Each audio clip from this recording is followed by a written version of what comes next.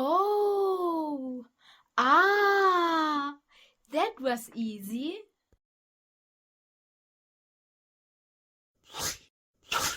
Yes, of course, it does. Now let me walk you through the facial setup for those clips using the FaceRig add-on for Blender. We start by creating slider controls with the first module of this add-on. Give it a group name and a slider name. Place it wherever you want. You see, I have the slider for the A, E, O, M vowels, and I also create a slider for asymmetry, and finally one for the emotions. So we always separate the phonemes from the emotions and can mix it beautifully while animating speech. Once you are done with the sliders, click on Lock Frames to create a group frame and make text and frames unselectable. Then you can place your new FaceRig besides the face.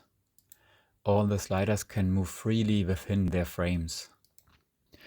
I've prepared several presets for you. A basic mouth setup with just a few controllers, a full mouth setup with lots of extra mouth controls, and setups for eyes and eyebrows. Next, we will sculpt the phonemes here.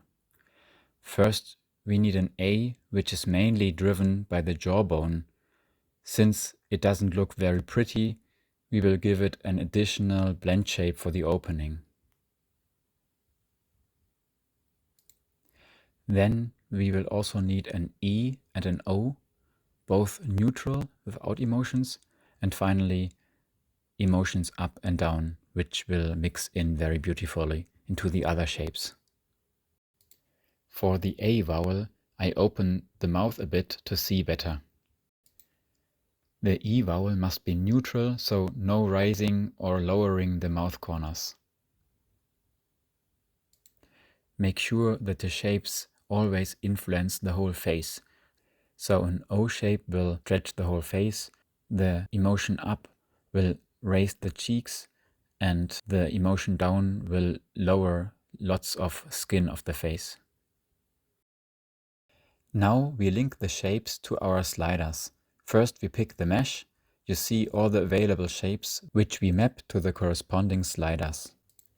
We want to use a four-way controller for the A, E, O and M, and we define it here. Also the axis which we want to use. We want the emotions to be controlled by this slider here, and this slider is a two-way vertical slider, so we just choose it here. And also we choose the up and down axis for the plus Y and minus Y. Also make sure that the axis for the four-way controller matches your needs. Here you see a multiplier which lets you overshoot the shapes if you set the shape range to more than 1.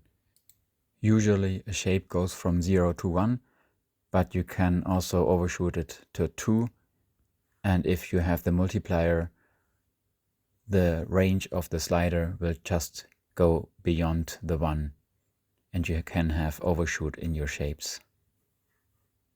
Since the A vowel is mainly driven by a bone, and we also want to control it through the four-way slider, we choose a bone here. It's the jawbone, and set the rotation axis, which is the x-axis. If we want asymmetric control over the shapes, we can choose here which shapes have left and right blending. In our case, it's both the AEOM control and also the emotions. We pick our asymmetry controller here and define the axis, which is X as its preset. Also, we can let the script generate the weight maps, and if we already have weight maps, then of course we uncheck those. The softness defines how much blending there will be between left and right, and 35 seems to be a pretty good value. Here you can see that there's a soft blending between left and right. Let's click on Build Drivers, and you see all the drivers are mapped to the left and right shapes. We have A, O, M and closed mouth. Also here we have the emotions, and we can mix it with the normal vowels.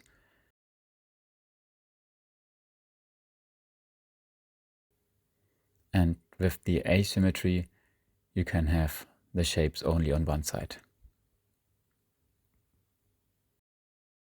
My simple tongue rig is made from a bone chain inside the tongue mesh.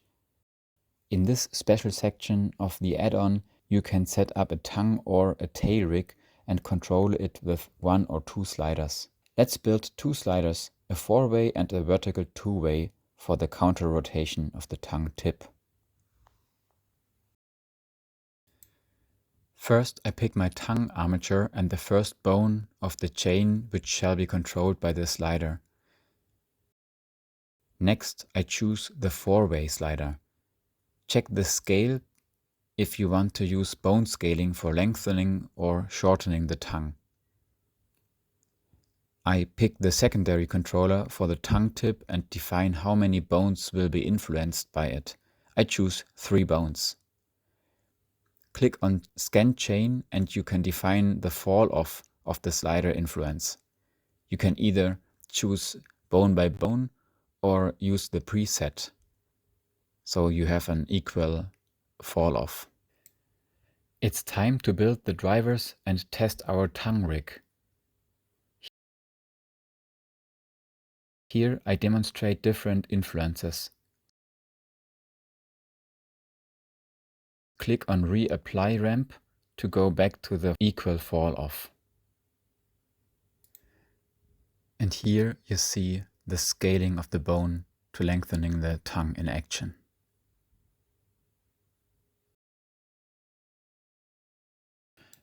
The last module of the FaceRig add-on is the object mapping.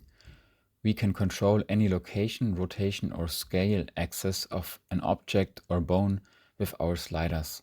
First, we add a mapping rule and choose a target. For this example, I want to rotate this cube here in the Z-axis.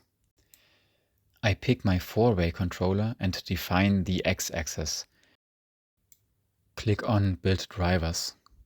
Now, the cube rotates when I move the controller in X. The rotation is much too fast, so I lower the multiplier and build a new driver. Much better. The second mapping rule maps the Y rotation of the cube to the Y location of the slider. Same procedure as before, click on Build Driver to see the result.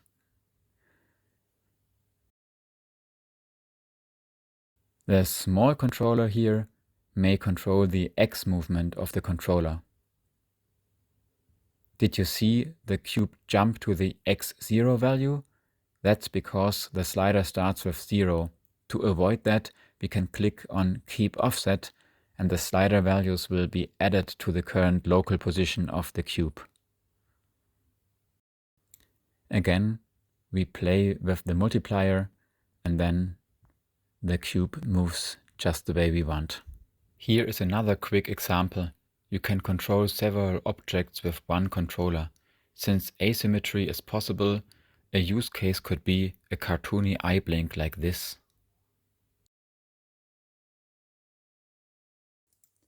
Since the object bone mapping also works with bones, you can hijack a finished rig like this one to animate eye blinks via sliders. Instead of selecting those tiny controllers for each eye, you could simply animate eye blinks with one controller using left and right movement of the controller for individual left and right eye blink. Now let's mix all this together.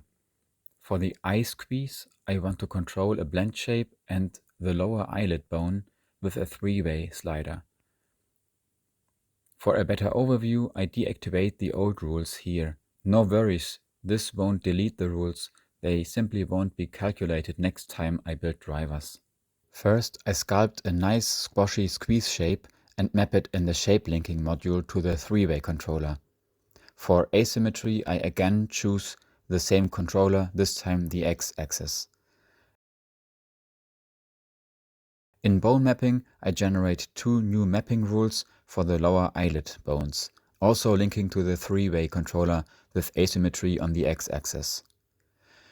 If the movement is too big, I simply lower the multiply until it looks nice.